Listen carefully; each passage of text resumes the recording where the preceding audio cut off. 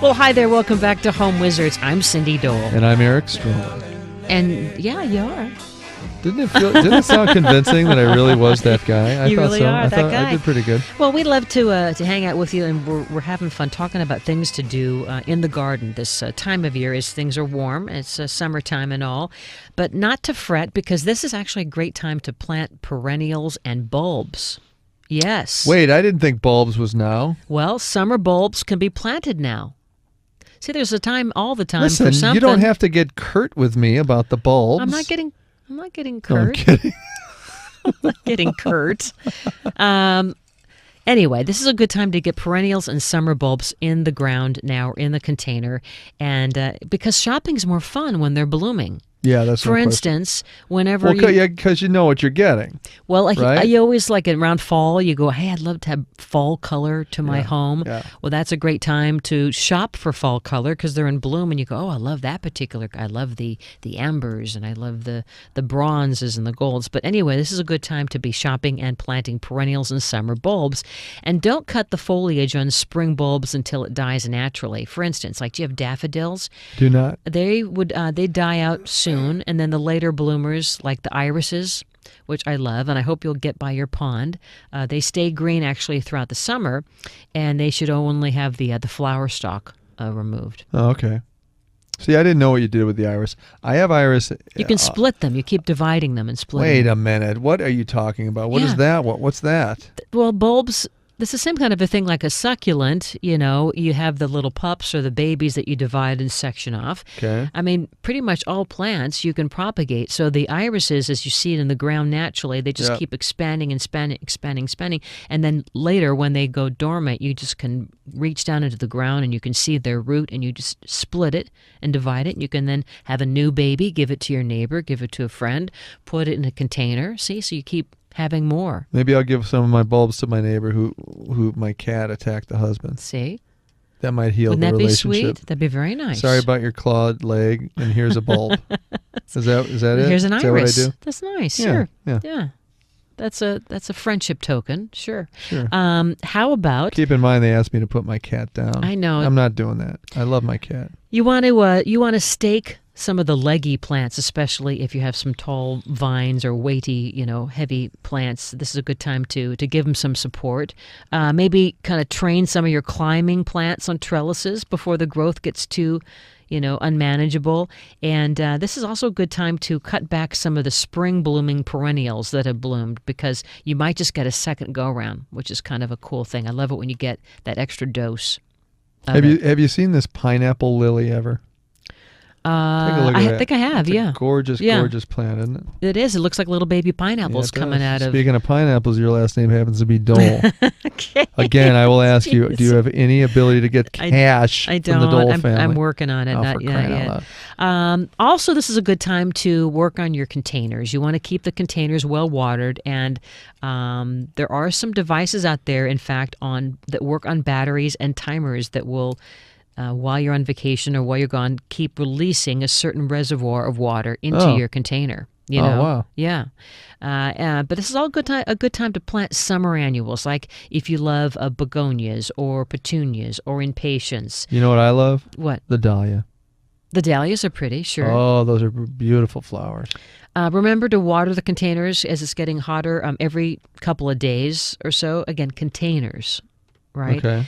And then the window boxes, like the hanging plants and the containers under porches, they might require even daily watering because they're out there more in that open air, Sure. And so it's getting dried out quite a bit faster.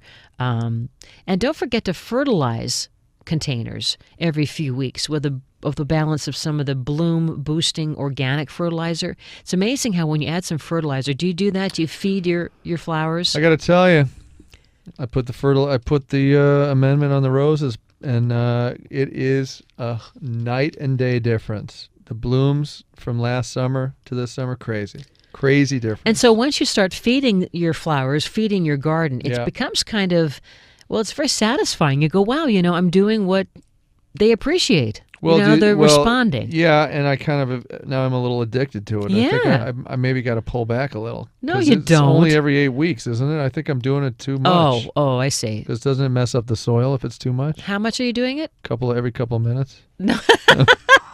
That's a little every couple of minutes. Yeah, that would definitely be your over loving your garden. That's right. Yeah, don't do that anymore. That's like the dog owner that gives the dog biscuits all day long. Well, I mean, I know. You're talking to that guy. I know.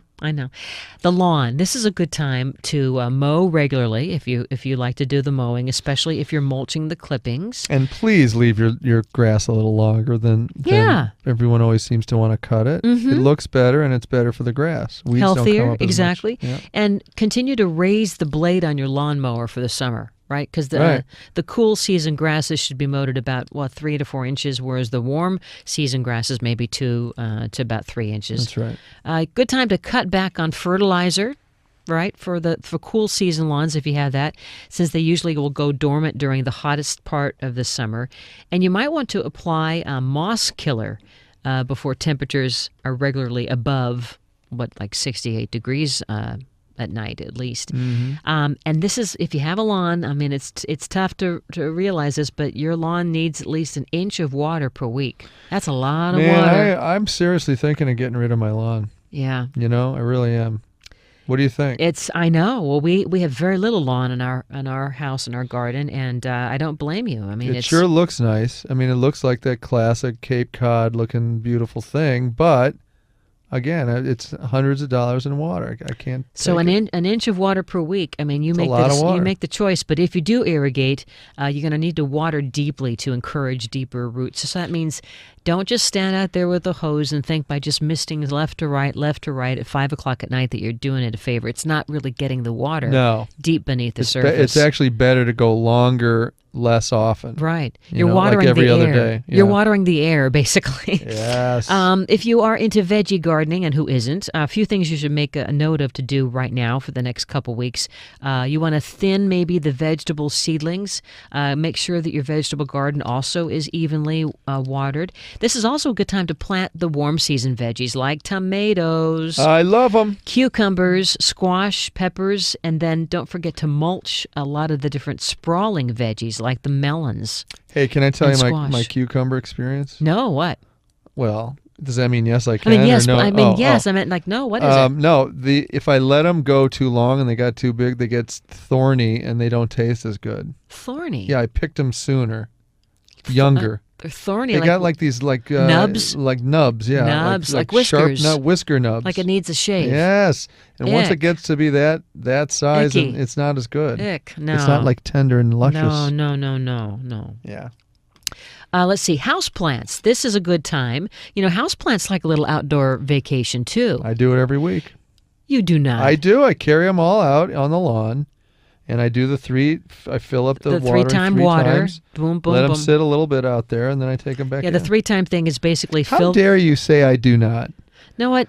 You're the one who inspired me to get the houseplants, and I'm following the rules, and now you're challenging me. No, I know. I just meant that. Wow, I salute you. Wait, thank you. But much better. You're doing great. I know. They look I'm amazing. not doing that. I'm thrilled that you turned me on to this because seriously, the interior quality of my home is 1,000 times better with plants. So, especially if you have orchids, I've noticed that my orchids will bloom so much better when they're outside with fresh air. It gives them a change of scenery, make sure that they're still in a shaded area with just a dappling of light. But all of those houseplants, and maybe consider repotting them because they might be root bound, and they might have moldy soil. Yeah. And even, they get insects and disease too when they're inside. I will tell you, some of the houseplants that I left in the sun a little long got really scorched. wilty. Oh, wilty. But I watered them, put them in the shade, and they came right back.